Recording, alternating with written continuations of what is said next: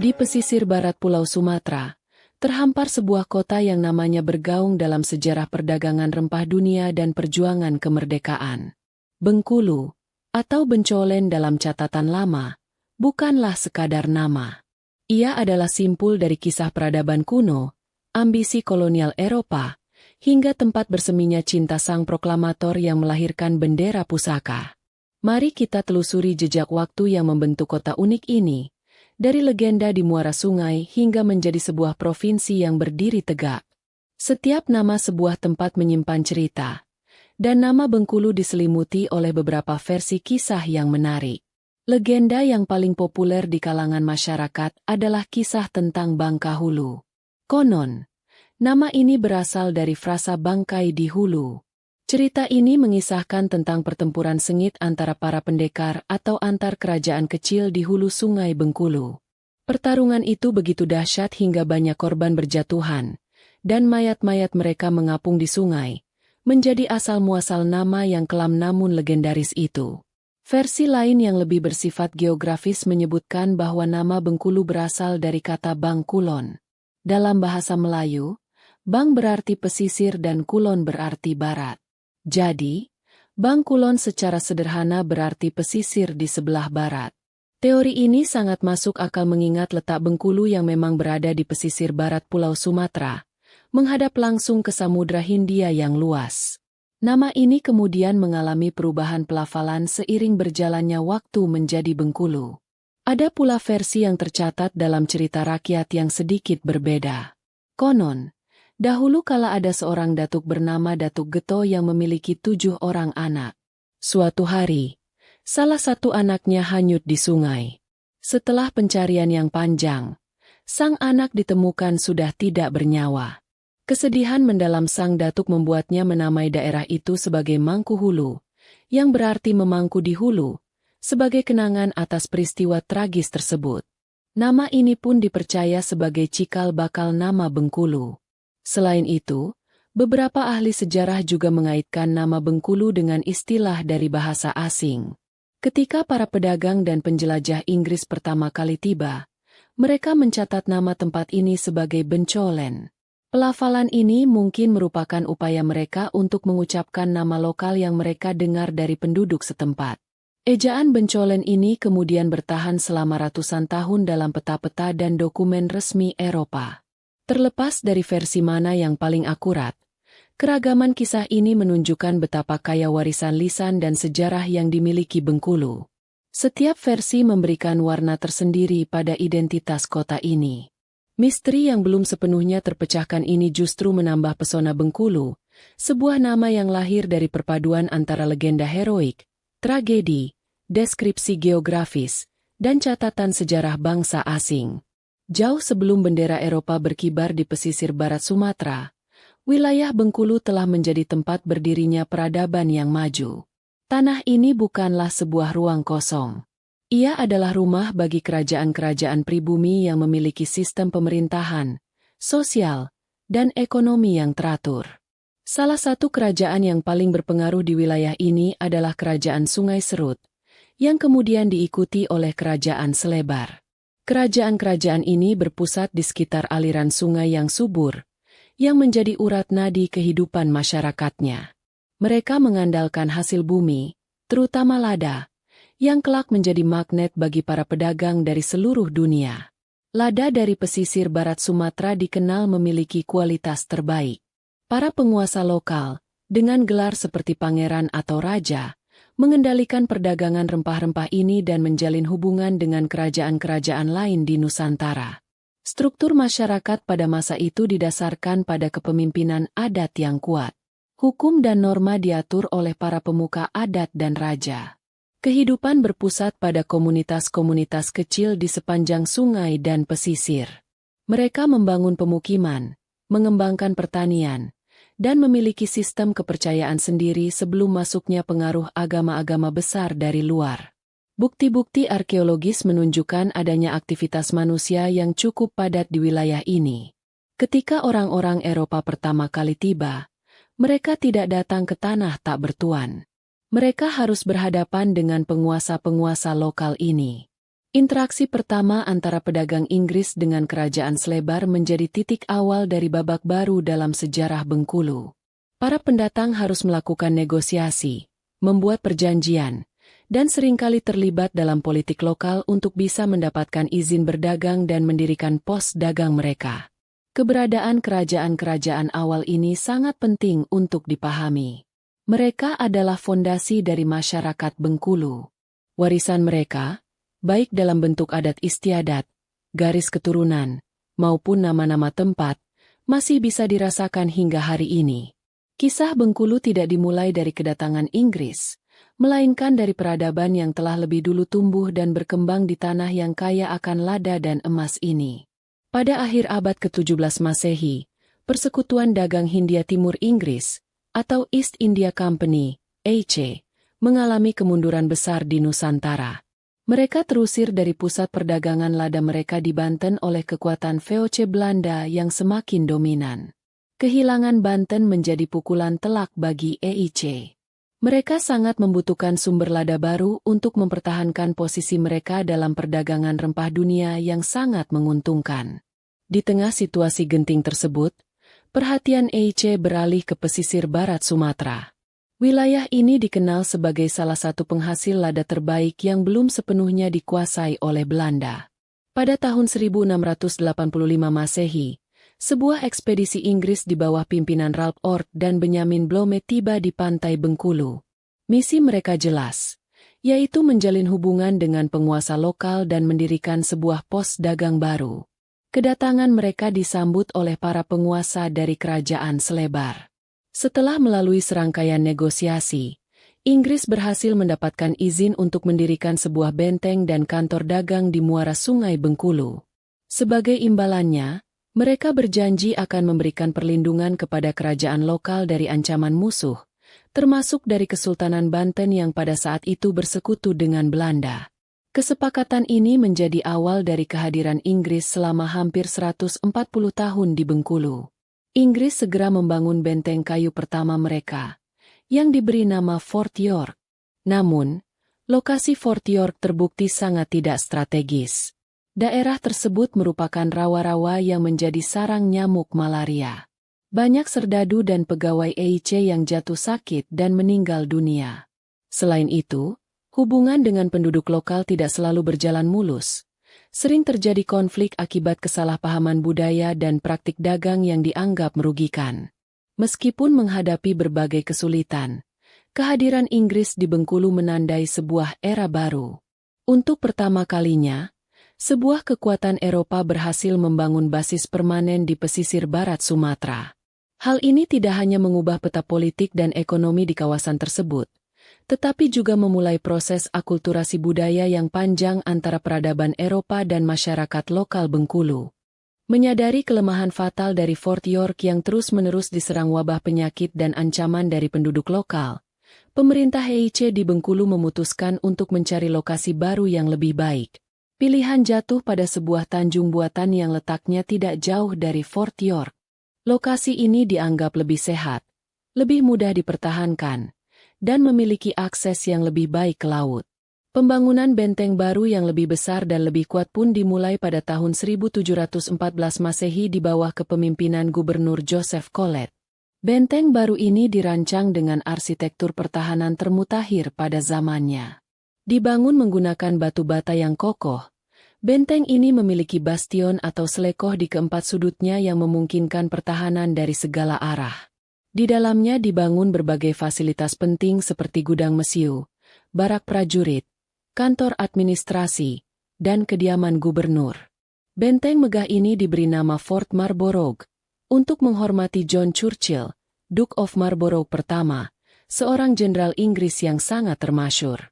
Pembangunan Fort Marlborough yang memakan waktu hingga tahun 1719 Masehi ini menandai penegasan kekuasaan Inggris di Bengkulu. Benteng ini bukan lagi sekadar pos dagang, melainkan sebuah pusat pemerintahan dan militer yang kuat. Dari balik dinding tebal Fort Marlborough, Inggris mengendalikan perdagangan lada di seluruh pesisir barat Sumatera. Bengkulu, yang mereka sebut Bencolen, resmi menjadi ibu kota dari seluruh wilayah kekuasaan Inggris di pulau ini. Namun, kemegahan benteng ini tidak serta-merta membuat posisi Inggris aman. Pada tahun 1719 Masehi, tidak lama setelah benteng ini selesai dibangun, terjadi pemberontakan besar dari rakyat Bengkulu yang dipimpin oleh Pangeran Jenggalu. Pemberontakan ini berhasil membakar sebagian benteng dan memaksa Gubernur Kolet beserta pasukannya melarikan diri ke Madras, India. Peristiwa ini menunjukkan bahwa perlawanan terhadap kekuasaan kolonial terus menyala. Meskipun sempat jatuh, Inggris kemudian berhasil merebut kembali Fort Marlborough dan memperkuat pertahanannya. Selama lebih dari 1 abad berikutnya, benteng ini menjadi saksi bisu dari seluruh dinamika kehidupan kolonial di Bengkulu. Ia menjadi pusat administrasi, pusat perdagangan, sekaligus simbol dominasi asing di tanah Sumatera. Hingga hari ini, Fort Marlborough masih berdiri kokoh sebagai salah satu benteng Inggris terkuat yang pernah ada di Asia Tenggara. Memasuki awal abad ke-19 Masehi, peta politik global mengalami perubahan signifikan. Peperangan era Napoleon di Eropa telah berakhir, dan kekuatan-kekuatan kolonial seperti Inggris dan Belanda mulai menata kembali wilayah kekuasaan mereka di seluruh dunia. Kepentingan Inggris lebih terfokus pada jalur perdagangan strategis ke Tiongkok, di mana Selat Malaka memegang peranan kunci. Sementara itu, Belanda ingin mengkonsolidasikan kembali kekuasaan mereka di Kepulauan Nusantara. Untuk menghindari konflik di masa depan dan demi kepentingan masing-masing, Inggris dan Belanda sepakat untuk melakukan negosiasi. Perundingan ini mencapai puncaknya pada tanggal 17 Maret 1824 Masehi dengan ditandatanganinya sebuah perjanjian penting yang dikenal sebagai Traktat Landen atau Perjanjian Anglo-Belanda. Perjanjian ini secara efektif membagi wilayah pengaruh kedua negara di Asia Tenggara dengan garis batas di Selat Malaka dan Selat Singapura. Salah satu butir kesepakatan yang paling fundamental dalam traktat ini adalah pertukaran wilayah. Inggris setuju untuk menyerahkan seluruh properti dan kekuasaan mereka di Sumatera, termasuk benteng dan kota Bengkulu, Bencolen, yang telah mereka kuasai selama hampir 140 tahun, kepada Belanda. Sebagai gantinya, Belanda menyerahkan pos dagang mereka di Malaka dan mengakui kepemilikan Inggris atas Singapura. Pertukaran ini murni didasarkan pada perhitungan strategis dan ekonomi kedua belah pihak. Bagi Inggris, menguasai Malaka dan Singapura jauh lebih berharga daripada mempertahankan Bengkulu. Dengan mengendalikan Selat Malaka, mereka mengamankan jalur pelayaran utama ke Tiongkok. Sementara bagi Belanda, mendapatkan Bengkulu berarti mereka berhasil menyatukan hampir seluruh wilayah Nusantara di bawah kendali mereka. Sebuah konsep yang kelak dikenal sebagai Hindia Belanda. Nasib penduduk Bengkulu ditentukan di meja perundingan ribuan mil jauhnya di Eropa. Serah terima resmi wilayah Bengkulu dari Inggris kepada Belanda terjadi pada tahun 1825 Masehi. Bendera Union Jack diturunkan dari tiang tertinggi di Fort Marlborough dan digantikan oleh bendera 3 warna Belanda. Peristiwa ini menjadi akhir dari era kekuasaan Inggris di Sumatera dan menjadi awal dari babak baru penjajahan di bawah pemerintahan Hindia Belanda, yang akan berlangsung hingga kedatangan Jepang lebih dari 1 abad kemudian. Setelah serah terima resmi pada tahun 1825 Masehi, Bengkulu memasuki era baru di bawah kendali pemerintah kolonial Hindia Belanda. Belanda mewarisi sebuah wilayah dengan infrastruktur yang sudah terbangun, termasuk sistem administrasi dan benteng yang kokoh. Fort Marlborough, yang sebelumnya menjadi pusat kekuasaan Inggris, kini beralih fungsi menjadi markas militer dan pusat pemerintahan Belanda di Karesidenan Bengkulu. Nama Bencolen pun perlahan tergantikan dengan ejaan Belanda, Bengkoelen. Pemerintahan Belanda melanjutkan dan mengintensifkan eksploitasi hasil bumi di Bengkulu. Meskipun pamor lada mulai menurun di pasar dunia, Belanda mulai mengembangkan komoditas lain seperti kopi dan karet. Mereka menerapkan kebijakan-kebijakan yang bertujuan untuk memaksimalkan keuntungan ekonomi bagi negeri induk. Kehidupan masyarakat lokal tidak banyak berubah. Mereka hanya berganti tuan dari Inggris ke Belanda, dengan tekanan ekonomi yang terkadang terasa lebih berat. Di bawah pemerintahan Belanda, Bengkulu tidak lagi menjadi pusat kekuasaan utama di Sumatera. Statusnya turun menjadi sebuah karesidenan, sebuah wilayah administrasi di bawah provinsi yang lebih besar.